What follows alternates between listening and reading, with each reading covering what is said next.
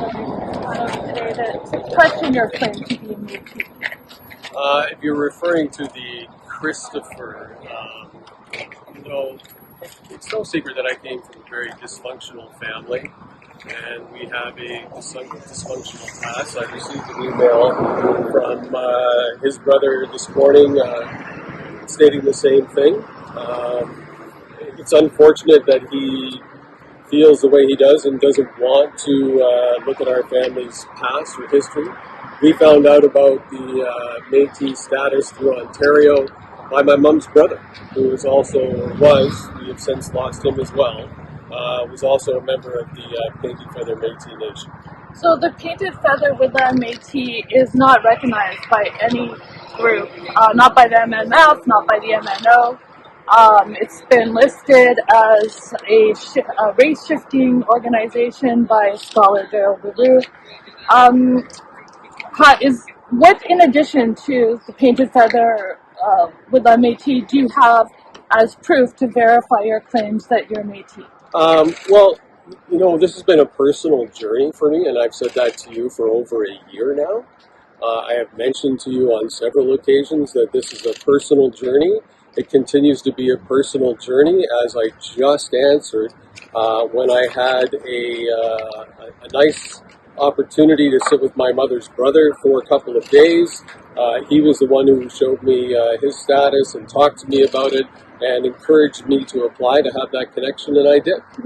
You removed the word Métis from your Twitter and then from your website, and now you've since added a new line that says, "Connecting to my Indigenous heritage helps put life into context." Can you explain why those changes were made to your website? Well, I took the Métis status off because I didn't want to offend anybody. This is a personal journey. This is my journey. This is about my mother, who I lost to murder. This is about my life. This is about our family's history. This is about a personal process that I want to go through, and I will go through alone, and it will not be public.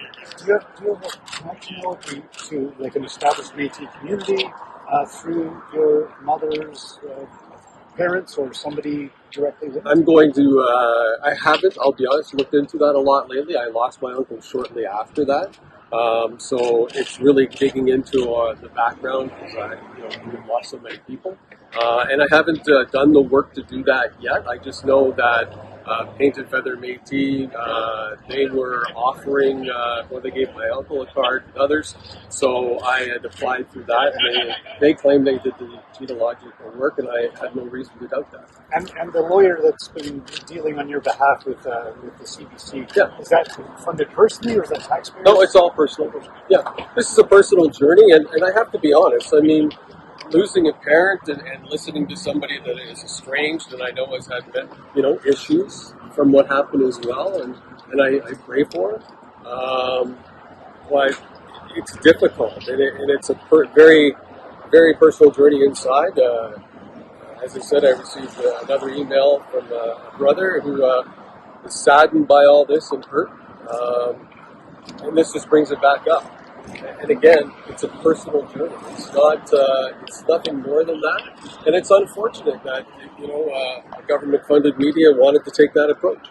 What elders have you consulted with in order to... It's a personal journey, and I'm not going to answer those questions. Well, it's public in the sense that you've spoken publicly about it, and it's been on some of your online literature. Yeah, it has been, yeah. So I was very proud of the moment that my uncle took.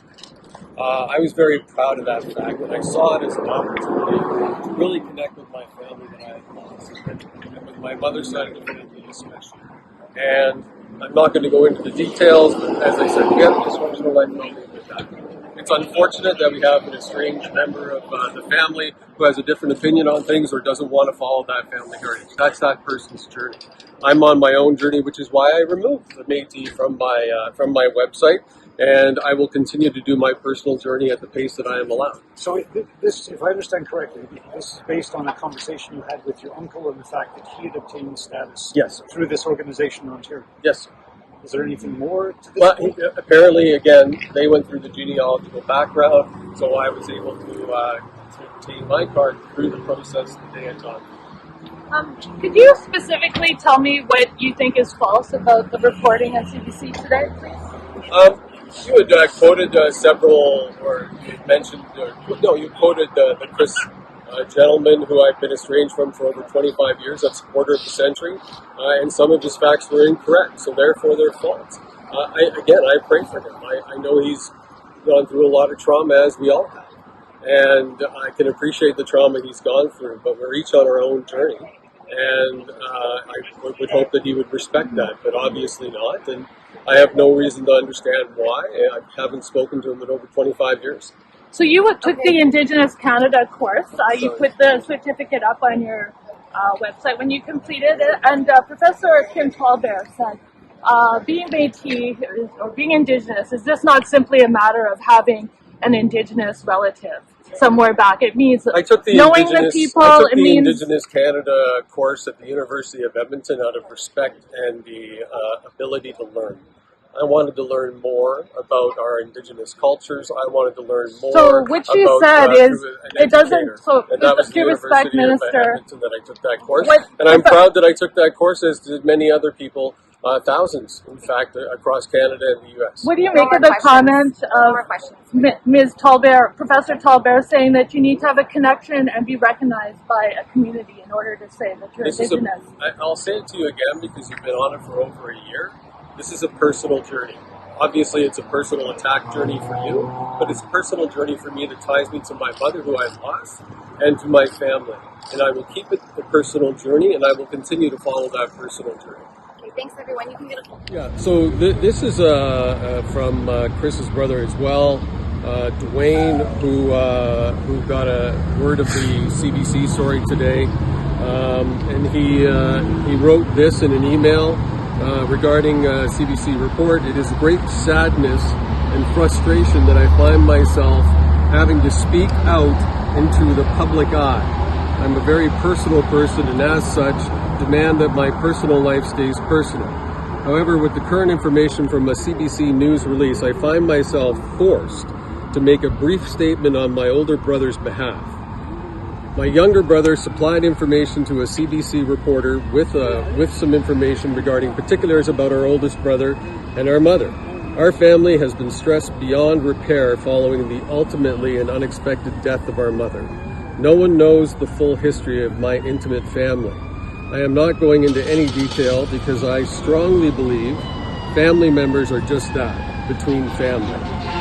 All of us were crushed by the death of our young mother. I found myself in a state of mind I had never experienced at that time.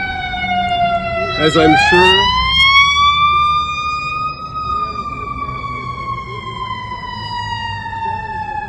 I'm sure my brothers did as well.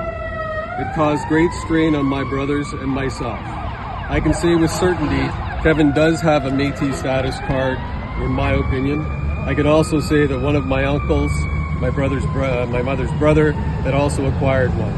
I'm very proud of Kevin and my younger brother for what they have accomplished in life.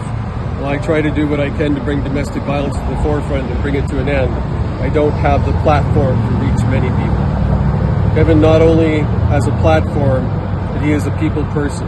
He has helped me get on my feet when my mom died. He puts people first. He always listens. I'm not sure why the status is the issue. It is. All I can think of is that people are just trying to find anything on anyone. I pray my mother can rest in peace.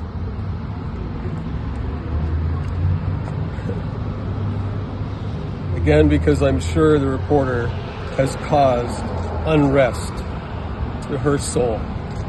Thank you, Dwayne. It's about the same as it is now. I just want to cry. It brings up a history. A history where none of us are proud of. But a history nonetheless, and that's why I've been saying all along it's a family journey.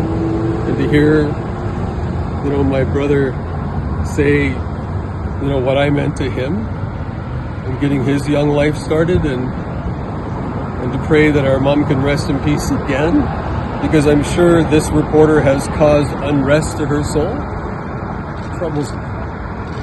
troubles me. And, you know, as I've said before, and I don't understand it, this is a personal journey. That's all this is. It's a personal journey, and I don't know why I can't have that journey. That's it. He did say that he doesn't have, or he does not feel the need to share that evidence. He doesn't want to share anything. Can he share that? No, he's said very clearly he's a very personal person. He doesn't want to. I mean, why can't you? I respect that. I worked in the media for over 20 years. I respect that, especially when it's a family member. It's we lost our mother. Whether you think it's a big deal or not, it was a big deal to us. No one covered it then, right? And it is what it is, and it's unfortunate that this happened. It's unfortunate that one person is having their own journey, and I can't comment on that. I don't know that person really well.